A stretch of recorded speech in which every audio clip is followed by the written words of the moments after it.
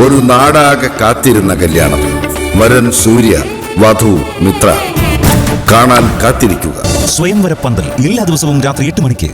ഇന്നത്തേക്ക് അയക്കോ, പക്ഷെ ഇതൊരു ശീലമാക്കണ്ട കേട്ടോ. ഹരിച്ചേട്ടന് ഇഷ്ടപ്പെട്ട ബദാം പാല്. ഇത് ഒരു ഗ്ലാസ്സല്ലേ ഉള്ളൂ, സാരമില്ല, നമുക്കിത് ഷെയർ ചെയ്യാം. സന്മനസ്സിന് നന്ദി. എനിക്ക് വേണ്ട, മൊത്തം ഹരിച്ചേട്ടൻ തന്നെ കുടിച്ചോ. ആതിരയ്ക്ക് ബദാം പാൽ ഇഷ്ടമല്ലേ?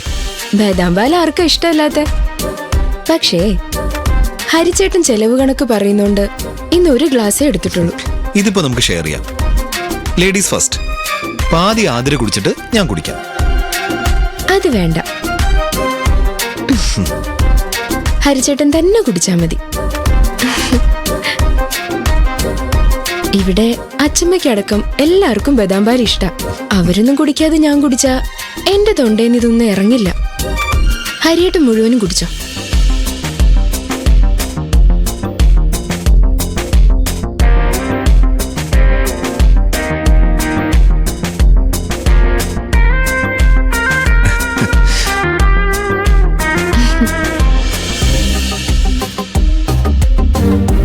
വളരെ പ്രധാനപ്പെട്ട ഒരു കാര്യം എനിക്ക് ആതിരയോട് പറയാനുണ്ട്.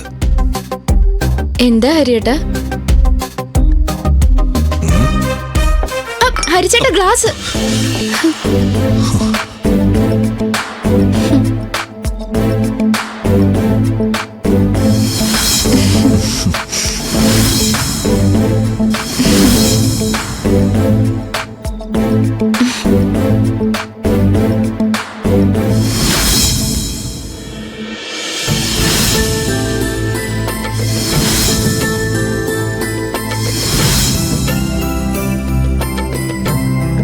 പ്രധാനപ്പെട്ട എന്തോ പറയാനുണ്ടെന്ന് പറഞ്ഞിട്ട് കണ്ണും മിഴിച്ച് സ്വപ്നം കാണാണോ?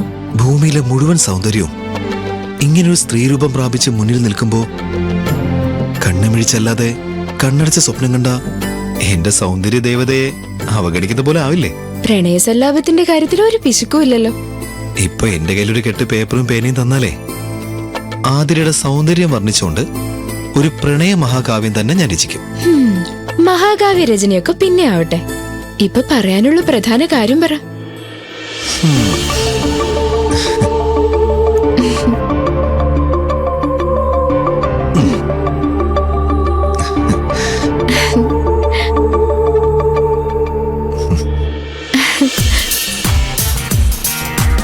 അല്ല, പ്രധാനപ്പെട്ട കാര്യം പറയുന്നില്ലേ?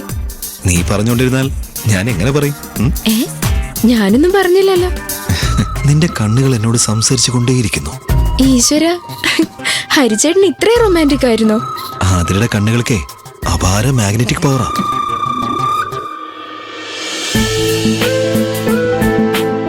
ഒന്ന് കണ്ണ് ചിമ്മാൻ പോലും സമ്മതിക്കാത്ത കാന്തിക ദൃഷ്ടികൾ. ഹരിച്ചേട്ടാ, ഓവറാവുന്നു, വേണ്ട. നിന്റേത് കണ്ണല്ല, ഗണ്ണാണ്. എന്റെ ഹൃദയത്തിലേക്ക് നിറയൊഴിച്ച് സുഷിരങ്ങൾ വീഴ്ത്തുന്ന തോക്കാണ് നിന്റെ കണ്ണുകൾ.